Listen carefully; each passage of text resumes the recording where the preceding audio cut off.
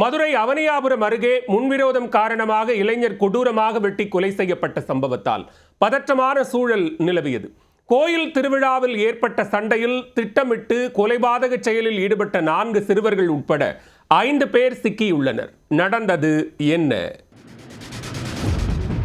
மதுரை அவனியாபுரம் அருகே முன்விரோதம் காரணமாக இளைஞர் கொடூரமாக வெட்டி கொலை செய்யப்பட்ட சம்பவத்தால் பதற்றமான சூழல் நிலவியது. கோயில் திருவிழாவில் ஏற்பட்ட சண்டையில் திட்டமிட்டு கொலைபாதக செயலில் ஈடுபட்ட 4 சிறுவர்கள் உட்பட 5 பேர் சிக்கியுள்ளனர். நடந்தது என்ன? மதுரை மாவட்டம் அவனியாபுரம் அருகே மாநகராட்சி காலனி பகுதியைச் சேர்ந்தவர் பாலாஜி. இவர் கடந்த வெள்ளிக்கிழமையன்று தனது நண்பர் ராஜா உசேன் என்பவருடன் நின்று பேசிக் கொண்டிருந்தார். அப்போது 6 பேர் கொண்ட கும்பல் அங்கு வந்துள்ளது. அவர்கள் பாலாஜி மற்றும் ராஜா உசேனிடம் வாக்குவாதம் செய்திருக்கிறார்கள். வாக்குவாதம் முற்றிய நிலையில் கைகலப்பாகியுள்ளது. உடனே மர்ம நபர்கள் தாங்கள் மறைத்து வைத்திருந்த கத்தி உள்ளிட்ட பயங்கர ஆயுதங்களை எடுத்து பாலாஜி மற்றும் ராஜா உசேனை சரமாரியாக வெட்டியுள்ளனர். இதில் படுகாயமடைந்த பாலாஜி இரத்த வெள்ளத்தில் நிகழ்விடத்திலேயே துடிதுடித்து உயிரிழந்தார். அவரின் நண்பர் ராஜா உசேன் உயிருக்கு போராடியுள்ளார். தகவல் அறிந்து வந்த அவனியாபுரம் போலீசார் அவரை மீட்டு சிகிச்சைக்காக மதுரை அரசு ராஜாஜி மருத்துவமனையில் அனுமதித்தனர். மேலும் உயிரிழந்த பாலாஜியின் உடலை கைப்பற்றி உடற்கூராய்வுக்காக அரசு மருத்துவமனைக்கு அனுப்பி வைத்தனர்.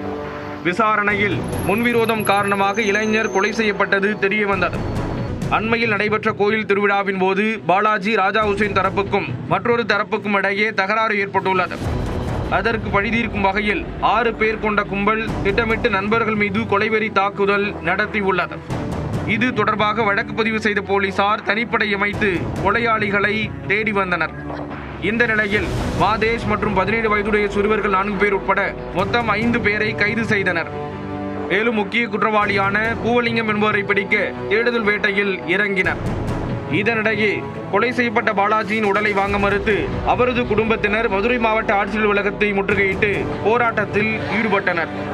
சம்பவத்தின் போது உரிய நேரத்தில் ஆம்புலன்ஸ் வரவில்லை என்றும் போலீசாரும் தாமதமாகவே வந்ததாக பாலாஜியின் தாயார் குற்றம் சாட்டியுள்ளார். இந்த விவகாரத்தில் உரிய நடவடிக்கை எடுக்கும் வரை உடலை வாங்க மாட்டோம் என்றும் அவர் கூறினார். ஒரு பையனை வெட்டிட்டாங்க சார். ஒரு பையனை வெட்டினா அடுத்து என் பையனை விரட்டி போயிட்டாங்க. என் பையனை விரட்டி போய் வெட்டி போட்டாங்க சார். என் பிள்ளை வீடு போனேன் வரல சார். வெளியே வந்தவே என் பிள்ளை என் கூட தான் சார் இருந்தா. வீட்டில் ஏரியாக்குள்ளேயே நடந்தது சார். படுகொலை சார், படுகொலை. என் பிள்ளை எதுக்கும் போக மாட்டா, வரமாட்டான் சார். என் பிள்ளை எதுக்கும் போக மாட்டா. படிக்கணும்னு ஆசைப்பட்டா, லாயருக்கு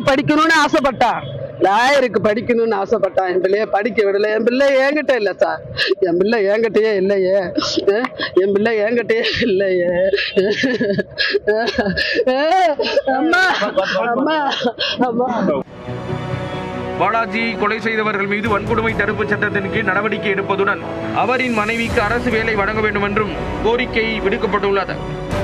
கோயில் திருவிழாவின் போது ஏற்பட்ட சிறு வாக்குவாதம் இருதரப்பு மோதலாக வெடித்ததால் இளைஞர் ஒருவரை 4 சிறுவர்கள் உட்பட 6 பேர் கொண்ட கும்பல் வெட்டி கொலை செய்த சம்பவத்தால் அவனியாபுரம் பகுதியில் பதற்றமான சூழல் நிலவியது.